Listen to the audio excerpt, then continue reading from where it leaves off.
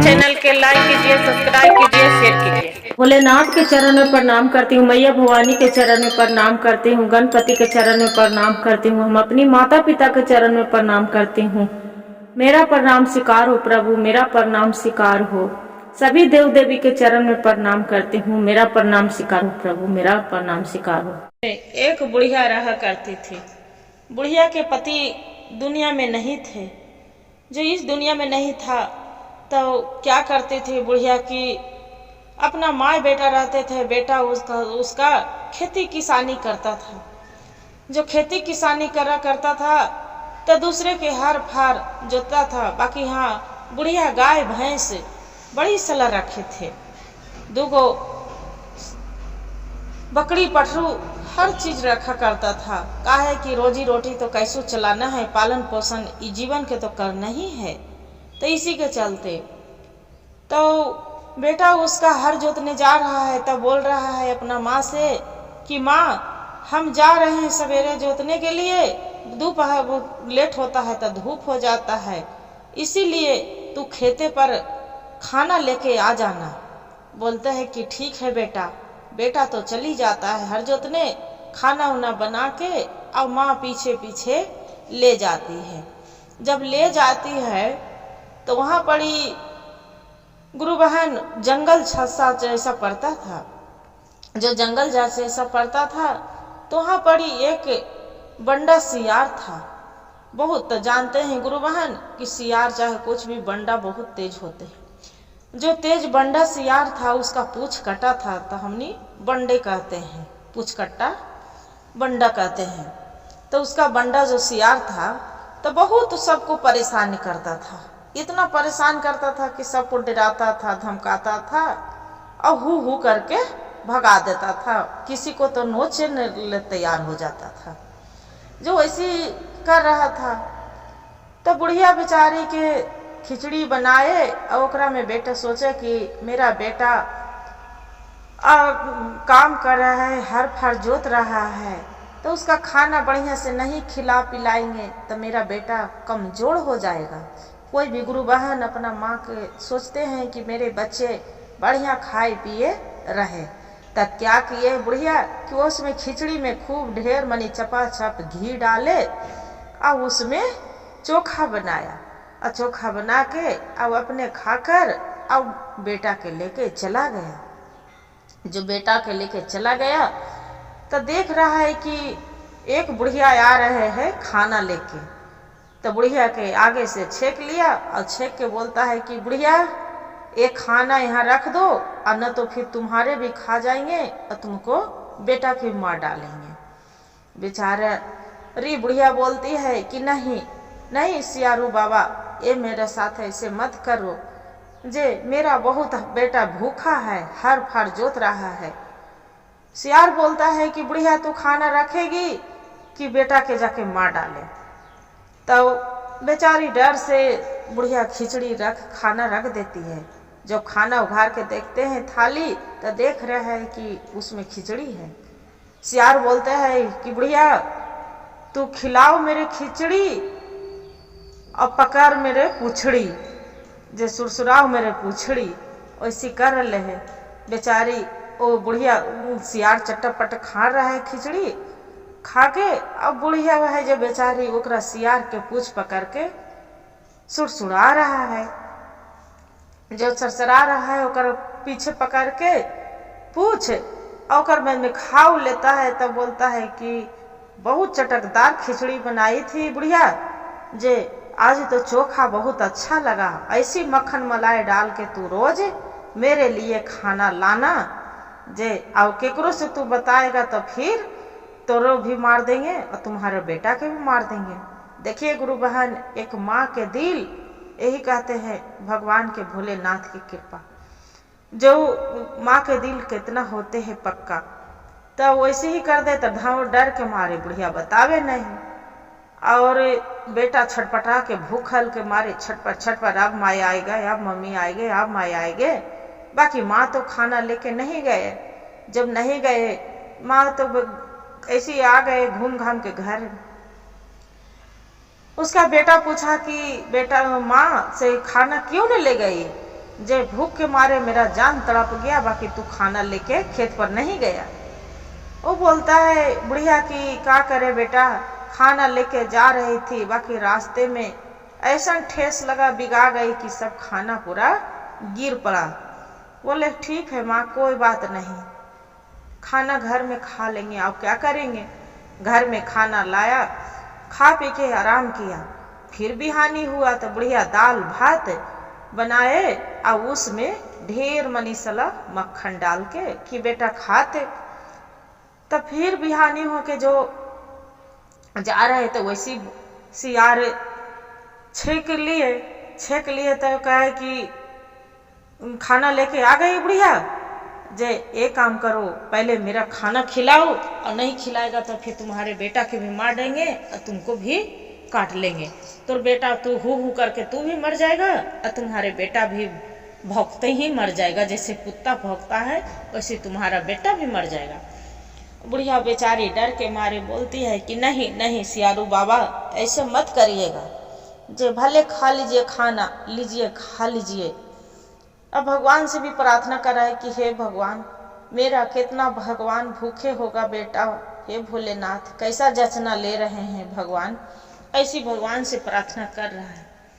तो जो बुढ़िया ये सियार बोलता है कि खिलाओ बुढ़िया दाल भात, अगर खुजलाओ मेरा बुढ़िया पीठ है, तो क्या करते हैं कि पीठ के वैसे खुजलाने लगते हैं, उसका सहलाने लगते हैं, और बड़ी प्रेम से सियार उसका खा पी रहा है। खा पी के फिर बोलता है कि आज खाना तो तू बहुत चटकदार बनाती है बुढ़िया, जे एक काम करना, बिहान आओ लाना चटनी लाना, जे चटनी बहुत चटकदार लगेगा, और घी मक्खन थोड़ा ज्यादा करके लाना। अब किकरो जो बताएंगे बुढ़िया तो वैसी मार डालेंगे, रोज ऐसी धमकी दे रहा है।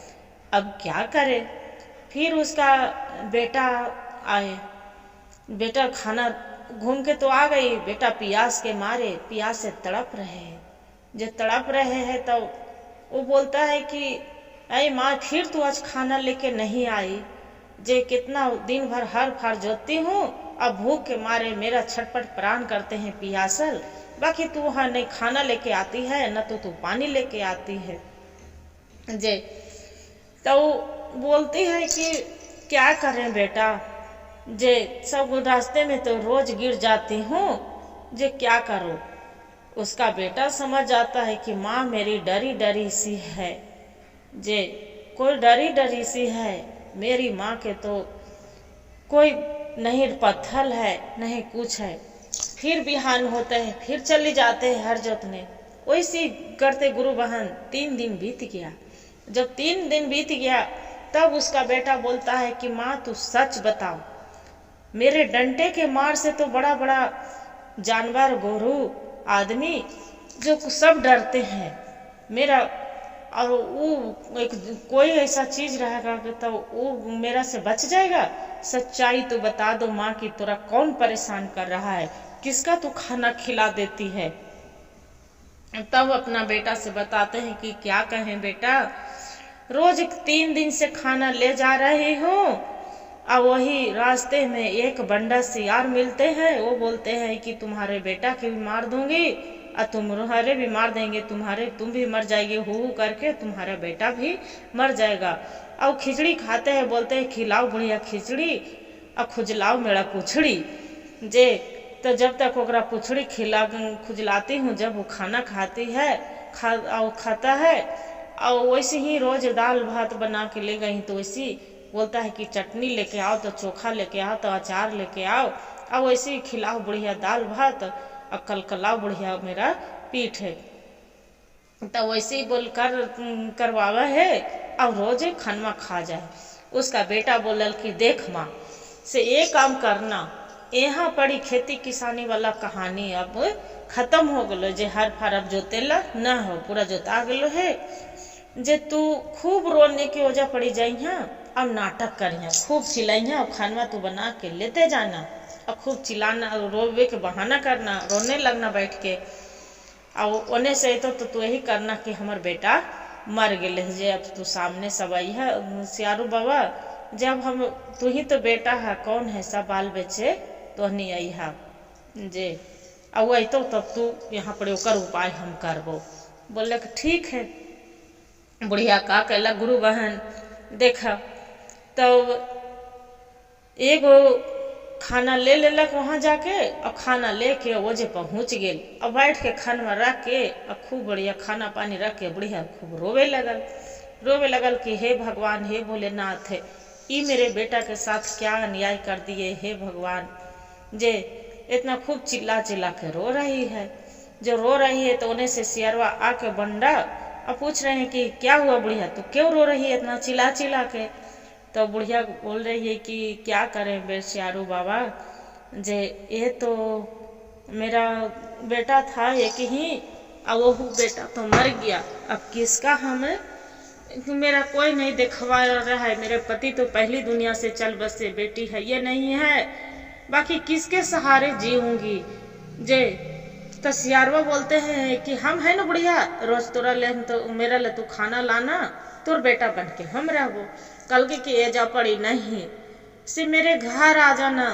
जे अब बेटा मेरा दुनिया से चल गया तो तू ही तो बेटा है, अपना परिवार के लेके सब के आ जाना, पूरा जितना परिवार है उसका सब लेके तू आ जाना। बोलते हैं कि ठीक है, जे जो भी आपको बाल बच्चा होगा तो मेरा पोता पोती होगा, आपको पत्नी होगा तो मेरा बहू होगा, लेके आ जाना, सबको हम रखेंगे। बोले कि ठीक है। क्या कहलक कि बिहान होल और सब के लेके बाले बच्चे चल गए।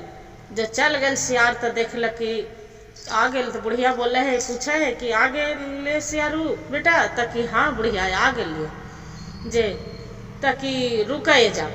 तो सबके रोकैला कल के कि देखा बेटा, हमरा ही के नियम है कि मोटा रस्सी से बांध देवल जाए। जे देख लो बकरी है जो बांधल है, कुत्ता है तो बांधल है, गाय भैंस से तो बांधले है, और जानवर है तो सब बांधला ही है। जे देखा जा टोला पड़ोसी सबके यहाँ पर बांधल रहा है।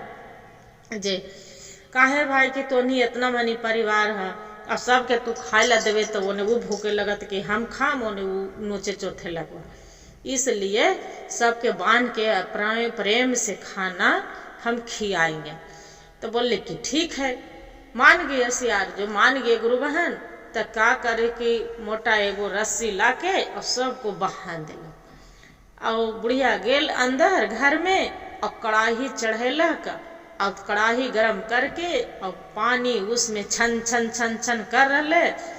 तो छन छन कर रहे है तो सियार बोल रहा कितना अच्छा डिस्ट लगा खाना बने, पूरा छनमन गरम कड़ाही चढ़ गए कि छना रहे लगा पुआ पूरी खूब जास तो खूब भर पेट खाए। सब अपने में मगम से कूद रहा है गुरु बहन। जो कूद रहा है तब उसका बेटा बोले कि गरम खाएंगे कि ठंडा। तो निकल के तो कहे कि तू कौन है, तो कि तू बोलो ना कि गरम खाएगा कि ठंडा। तो हम तो गरम गरम खाना खाएंगे। तो गरम गरम खाएगा तो कि हाँ। एक उसका बुढ़िया और वो कि बुढ़िया के बेटा क्या करते हैं गुरु बहन, एक लुहाठी निकालते हैं चूल्हे से जार लकड़ी और जाके सब के वही लहरले आग से मारना स्टार्ट कर देते हैं।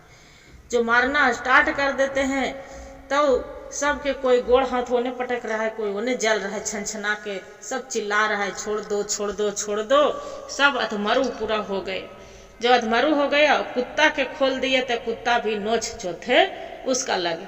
जो कुत्ता नोचे चौथे लगे तो बंडा सियार गोड़ हाथ पर रख कि छोड़ दो भैया, छोड़ दो अम्मा, आज के बाद ये अन्याय हम नहीं करेंगे और नहीं किसी को हम छेकेंगे और नहीं किसी के हम धमकाएंगे। छोड़ दो अम्मा, छोड़ दो हमको। ये भगवान से भी मना रहे, हे भोलेनाथ मेरा सहायता हो। फिर दया आके और बंडा सियार था तो बुढ़िया छोड़ दिए कि छोड़ दे बेटा, एकरा अधमरू हो गया। बोल के बाकी हिया से तू ऐसा राज में चला जाओ इस जंगल में कि तू कभी दिखाई न देना। ओ सियार बंडा बोलता है कि ठीक है अम्मा, हम ऐसा जगह चली जाएंगे कि कभी तोरा जीवन में कभी न किसी को परेशान करेंगे और न ही किसी को हम दिखाई देंगे। वहां से सियार खोल देता है, चला जाता है। अब बाकी जो सियार मर जाता है उसका वजह पड़ी गड्ढा खद के अब गाड़ देता है। और वो बहुत दूर कि कभी जीवन में उसका फिर बंडा से यार कभी दिखे नहीं। माँ बेटा दोनों खुशी खुशी रहने लगता है, खेती किसानी करने लगते हैं। गुरु भाई गुरु बहन, जो मेरा कहानी अच्छा लगे तब वीडियो को लाइक और सब्सक्राइब और शेयर जरूर करिएगा, और हर हर महादेव कमेंट में जरूर लिखिएगा। कहानी सुनना ना भूलिएगा गुरु बहन, हर हर महादेव कमेंट में लिखना ना भूलिएगा, और कहानी के पूरा सुनिएगा, अधूरे मत सुनिएगा, तब तो ज्ञान मिलेगा।